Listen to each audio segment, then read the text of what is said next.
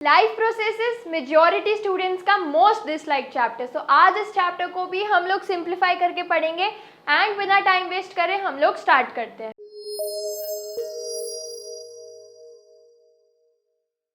The maintenance of living organisms is essential even if they are moving, resting। अब इस chapter में हम लोग पूरा जो समझने वाले हैं वो समझने वाले कि कैसे हम लोग न्यूट्रिशन को अक्वायर करते हैं, कैसे उस न्यूट्रिशन का मेंटेनेंस होता है, मतलब कैसे हमारी बॉडी वर्किंग रहती है। भले आप भले आप मूव करो, भले आप रेस्ट करो, आपकी बॉडी तो हमेशा अपनी मेंटेनेंस कंटिन्यू करती ही करती है, जिसके लिए हमारी बॉडी में बहुत अलग अलग सिस्टम्स काम करते हैं। तो इस चैप्टर में आपको डाइजेस्टिव सिस्टम के बारे में पता चलेगा, सब पता चलेगा धीरे धीरे। तो वीडियो के एंड तक आपको बने रहना है। तो सारे प्रोसेसेस जिसमें फंक्शन होता है मेंटेनेंस ऑफ लाइफ का, हमारी जो लाइफ है उसकी मेंटेनेंस होती है। अब किसी भी चीज़ की मेंटेनेंस मतलब क्या, किसी भी चीज़ की देखभाल करना एंड उसकी जो क्वालिटी है उसको मेंटेन करते चलना। तो लाइफ प्रोसेसेस का मतलब ये होता है कि मेंटेनेंस ऑफ लाइफ। तो उसके लिए जो भी प्रोसेसेस कैरी आउट होते हैं, उसके लिए जो भी कंडक्शन होता है, उसको हम रिलेट करते हैं लाइफ प्रोसेसेस से। अब इसमें अलग अलग चीज़ें आ जाती है, जैसे न्यूट्रिशन आ जाता है, रेस्पिरेशन आ जाता है, सर्कुलेशन आ जाता है, एक्सक्रीशन आ जाता है। तो ये सारे लाइफ प्रोसेसेस है जो हमारी बॉडी को full fleshed as a whole working रखते हैं। तो यूनिसेल्युलर ऑर्गेनिजम्स क्या होते हैं? अब वो ऐसे ऑर्गेनिजम्स जिसमें एक सिंगल सेल होती है, फॉर एग्जांपल अमीबा। अब ऐसे सेल्स में, अमीबा में जो सिंगल सेल है वो ही सारे प्रोसेसेस करता है, एक ही सेल ये पूरी चीज़ को कंडक्ट करता है। बट जैसे हम लोग हैं, हम लोग मल्टी सेल्युलर है, तो हमारी बॉडीज़ में अलग अलग ऑर्गन्स हैं। अब सेल थी, सेल से टिश्यू बना, टिश्यू से टिश्यू सिस्टम बना, टिश्यू सिस्टम से ऑर्गन्स बने, ऑर्गन से ऑर्गन सिस्टम बने। तो ये पूरी जो चेन है जिसमें ऑर्गन सिस्टम कंप्लीट हुए, ये हमारी सारी लाइफ प्रोसेस को अच्छे से कैरी आउट करता है। तो आज इस पूरे चैप्टर को हम लोग बहुत इजी ब्रेक डाउन करेंगे। नेक्स्ट टॉपिक हमारे पास है इसके लिए कि न्यूट्रिशन क्या होता है। न्यूट्रिशन होता है वो पूरी प्रोसेस जिसमें हम फूड को अक्वायर करते हैं एंड अब न्यूट्रिशन के भी अलग अलग टाइप्स होते हैं। जैसे हमारे जो ग्रीन प्लांट्स हैं या जो हमारे पूरे इकोसिस्टम में प्लांट्स हैं, उनको कोई खाना देता नहीं है, वो अपना खाना खुद बनाते हैं। तो ऐसे टाइप के न्यूट्रिशन को हम बोलते हैं ऑटोट्रॉपिक न्यूट्रिशन। ऐसे टाइप के न्यूट्रिशन को हम बोलते हैं ऑटोट्रॉपिक न्यूट्रिशन। और इसकी डेफिनेशन है, if an organism can nourish by itself, मतलब if an organism can grow by itself, वो अपने लिए अपना खाना खुद बना सकते हैं, भले वो सनलाइट यूज़ करें या वो केमिकल्स यूज़ करें। तो इसको हम बोलेंगे ऑटोट्रॉपिक न्यूट्रिशन। तो जैसे हमारे प्लांट्स होते हैं वो क्लोरोफिल की प्रेजेंस में अपना खाना खुद बनाते हैं, सनलाइट यूज़ करते हैं, वाटर यूज़ करते हैं, बट ये किसी पे डिपेंडेंट नहीं है। तो इस टाइप के न्यूट्रिशन को हम बोलते हैं ऑटोट्रॉपिक न्यूट्रिशन। और प्लांट्स करते हैं मेनली ऐसा टाइप का न्यूट्रिशन जिसमें वो यूज़ करते हैं लाइट एनर्जी जो आती है सन से, एंड उसको यूज़ करके वो बनाते हैं अपना खाना। उसको हम बोलते हैं फोटो ऑटोट्रॉफ्स। तो फोटो ऑटोट्रॉफ्स क्या होते हैं? फोटो मतलब जो हमारी होती है लाइट एनर्जी। तो जो चीज़ें लाइट को यूज़ करके, मतलब फोटो एनर्जी को, लाइट एनर्जी को यूज़ करके अपना खाना बना रहे हैं, वो है फोटो ऑटोट्रॉफ। अब ऑटोट्रॉफिक प्लांट्स भी होते हैं, बट न्यूट्रिशन इन प्लांट सिर्फ और सिर्फ ऐसा नहीं होता कि वो ऑटोट्रॉफिक हो, इसमें भी अलग अलग वेरिएशन है। कुछ प्लांट्स होते हैं ऑटोट्रॉफिक और कुछ प्लांट्स होते हैं हेट्रोट्रॉफिक। मतलब कुछ प्लांट्स डिपेंड करते हैं अपने आप पर, मतलब खुद खाना बना लेते हैं, बट कुछ प्लांट्स अपने आप खाना नहीं बना पाते, जैसे कि सैप्रोफाइटिक हो गया, पैरासिटिक हो गया, सिम्बायोटिक हो गया या इंसेक्टिवोरस हो गया। तो ऐसे भी होते हैं प्लांट्स जो दूसरों पर खाने के लिए डिपेंड करते हैं। और ऑटोट्रॉफिक तो हमने पढ़ लिया। फोटो ऑटोट्रॉफिक होते हैं जो किस पर डिपेंड होते हैं? लाइट पर। और कीमो ऑटोट्रॉफिक होते हैं जो कुछ केमिकल्स पर डिपेंड करते हैं। तो ये होते हैं न्यूट्रिशन इन प्लांट्स के दो मेजर टाइप्स एंड उसके भी सब क्लासिफिकेशन। अब जो फोटोसिंथेसिस की पूरी प्रोसेस हो रही है उसमें क्या क्या रिक्वायरमेंट है? तो सबसे पहले फोटोसिंथेसिस की प्रोसेस में जो प्लांट फोटोसिंथेसिस कर पा रहा है उसके पास तो क्लोरोफिल होगा ही होगा। बेसिक रिक्वायरमेंट है, बिना क्लोरोफिल के प्लांट फोटोसिंथेसिस नहीं कर पाएगा। अब क्लोरोफिल होता क्या है? ये एक पिगमेंट है जो प्लांट्स में प्रेजेंट होता है, एंड जिस प्लांट में क्लोरोफिल प्रेजेंट होगा वही प्लांट ऑटोट्रॉफिक वे से अपना न्यूट्रिशन खुद कर पाएगा। दूसरी चीज़ इनको चाहिए होती है कार्बन डाइऑक्साइड, वाटर, सॉइल, मतलब सॉइल से वाटर चाहिए होता है, और लास्टली इनको चाहिए होती है लाइट।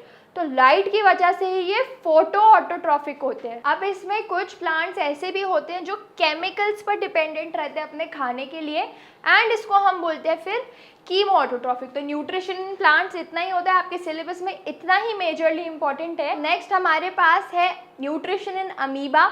न्यूट्रिशन इन प्लांट्स का टॉपिक हो गया कंप्लीट। अब न्यूट्रिशन इन अमीबा एक इक्वली इंपॉर्टेंट टॉपिक है, क्योंकि ये रेपिटेटिवली आया है, बार बार क्वेश्चन इस पे आते ही है।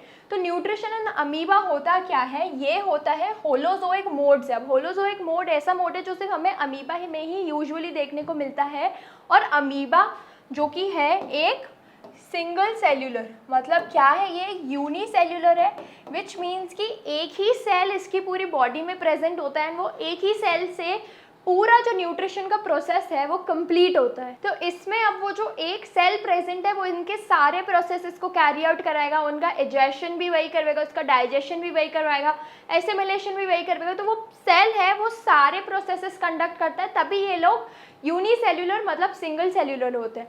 अब यहाँ पे एक रफली अगर हम देखें तो चीज़ कैसे चलती है कि ये फूड पार्टिकल है और ये अमीबा का स्ट्रक्चर है। अब वो फूड पार्टिकल को ये अमीबा पूरा एनगल्फ करेगा, मतलब उसको पूरा सराउंड करेगा, एंड उसको फिर अपनी बॉडी के अंदर ले लेगा। फिर उनका पूरा डाइजेशन का जैसा प्रोसेस हुआ, एंड जब उससे जो न्यूट्रिएंट्स उनको डिराइव करने थे, मतलब जो न्यूट्रिएंट्स उनको उनसे लेने थे, वो लेके बाकी के न्यूट्रिएंट्स वो बाहर इजेस्ट कर देगा, मतलब बाहर वो थ्रू आउट कर देंगे। उनका पूरा एक्सक्रीशन भी ऐसे ही चलता है। अब यहाँ पे जो एनगल्फमेंट होती है, मतलब जो एनगल्फ उसने किया फूड पार्टिकल को, वो होता है स्यूडोपोडिया की वजह से। ये इंपॉर्टेंट है, बहुत याद रखना word.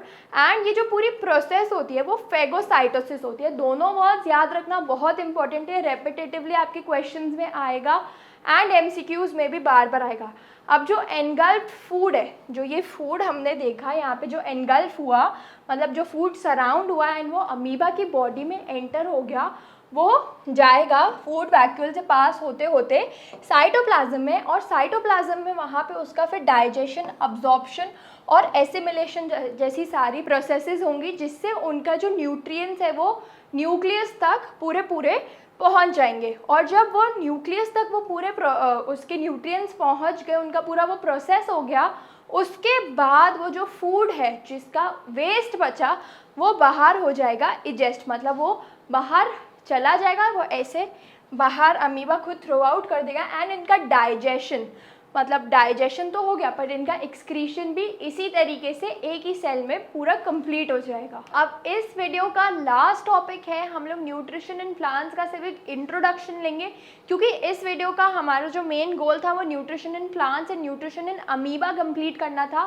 So nutrition in human का हम लोग एक थोड़ा सा इंसाइट लेंगे, और वो ये है कि हमारी बॉडी में जो न्यूट्रिशन होता है, हम लोग बेसिकली ओमनीवोर्स होते हैं, हम लोग वेज भी खाते हैं, नॉन वेज भी खाते हैं, मतलब हम लोग फूड्स पर भी डिपेंडेंट होते हैं, हम लोग एनिमल्स पर भी डिपेंडेंट होते हैं।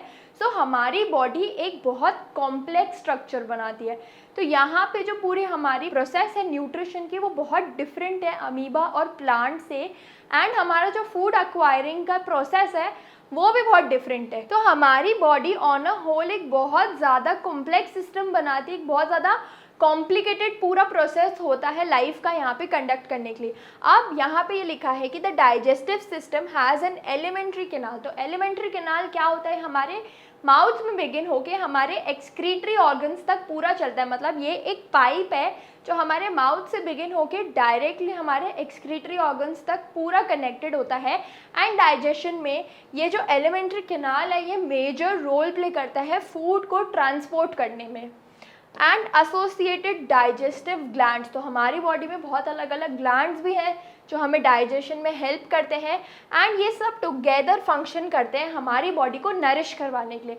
अब खाना खा लिया, डाइजेस्टिव ग्लैंड्स ने पूरा उनसे अब्जॉर्प्शन ले लिया, मतलब जो न्यूट्रिएंट्स हमें चाहिए थे वो सब ले लिया, उसका जो एक्सक्रीशन का प्रोसेस होगा वो भी इसी में इन्वॉल्व इन। एलिमेंट्री कैनाल हमारे पूरे फूड के डाइजेशन में भी होता है एंड हमारे एक्सक्रीशन में भी होता है। तो ये कैनाल एंटायरली हमारे पूरे नरिशमेंट की प्रोसेस में प्रेजेंट होता है। हमारी नरिशमेंट की प्रोसेसेस में है 5 स्टेजेस। सबसे पहला है न्यूट्रिशन, कि खाना अक्वायर करना, उसके बाद है उसका इंजेशन, फिर है डाइजेशन, फिर है अब्जॉर्प्शन। अब्जॉर्प्शन मतलब उसका पूरा न्यूट्रिएंट्स जो चाहिए उनको एक्सट्रैक्ट करना, जो हमारे काम के न्यूट्रिएंट्स हैं उनको रखना एंड बाकी न्यूट्रिएंट्स को लेट गो कर देना, उनको एक्सक्रीट कर देना। उसका एसिमिलेशन एंड उसका इजेशन। अब इजेशन है, एक्सक्रीशन नहीं है, दोनों में डिफरेंस है, जो हम बहुत जल्द एक न्यू वीडियो में, सेपरेट वीडियो में ह्यूमन का न्यूट्रिशन प्रोसेस को इन डेप्थ समझेंगे। तो ये यहाँ पे हुआ हमारा ये टॉपिक कंप्लीट, जहाँ पे हमने nutrition in plants and nutrition in amoeba अच्छे से देखा। नेक्स्ट वीडियो, नेक्स्ट चैप्टर के सजेशंस आप लोग मेरे को जल्दी से कमेंट बॉक्स में बताओ। आपके क्या डाउट्स हैं, आपकी स्कूल में कौन से चैप्टर्स हो चुके हैं या आपकी कोचिंग में कौन से चैप्टर्स चल रहे हैं या हो चुके हैं, मेरे को ज़रूर से इन्फॉर्म करो, ताकि हम उसके अकॉर्डिंग्स में पूरा हमारा सिलेबस यहाँ पे भी चला पाएँ। ऐसी और रेगुलर वीडियोस आपको मिलती रहेंगी, जिसमें हम बहुत क्विकली कॉन्सेप्ट्स को कवर करते चलेंगे एग्ज़ाम के पॉइंट ऑफ व्यू से। एंड आपको सबसे पहले सिर्फ बेल नोटिफिकेशन दबाना है, ताकि आपको सब वीडियोस टाइम टू टाइम मिल पाए, वरना लॉस होगा आपका बहुत ज़्यादा एंड पढ़ाई होगी आपकी बहुत ज़्यादा मिस। सो आपको और वीडियोस मिलती रहेंगी, जल्दी से सब्सक्राइब करो, बेल नोटिफिकेशन दबाओ और ऐसी और वीडियोस के लिए हमारे साथ जुड़े रहो।